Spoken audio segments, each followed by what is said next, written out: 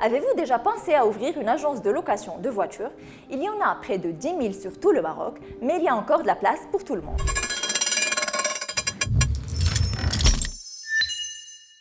Au lancement, les professionnels recommandent de commencer avec 5 citadines, soit le minimum requis dans le cahier des charges du ministère du Transport.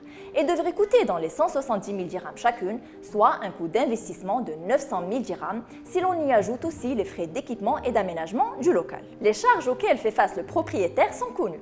Il s'agit des primes d'assurance auto qui sont en moyenne de 4 500 dirhams pour une RC uniquement, les frais liés à l'entretien et à la vidange, les salaires de 2 personnes de 7 000 dirhams, les vignettes des voitures et les divers frais pour une somme de 80 000 dirhams, ainsi que le loyer qu'on a supposé à une moyenne de 4 000 dirhams par mois. Cela sans compter le coût de financement d'acquisition des voitures si elles sont financées à crédit. Toutes les voitures ne sont pas prises tous les jours de l'année. Il faut considérer un taux d'immobilisation d'en moyenne 20%.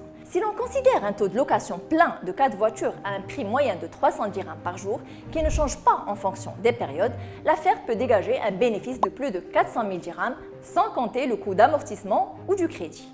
Il faut savoir que le ministère impose le renouvellement du parc au bout de 5 années de circulation. Les gains servent alors au rachat de nouvelles voitures en totalité ou en partie. Dans le cahier des charges qui est en cours d'actualisation, il faut présenter une caution de 500 000 dirhams. Cela pour l'accord de principe.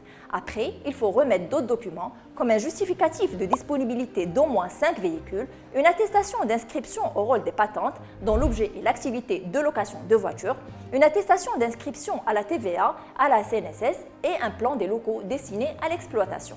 Si tout est en règle, une attestation d'exploitation est délivrée et vous pouvez entamer votre activité.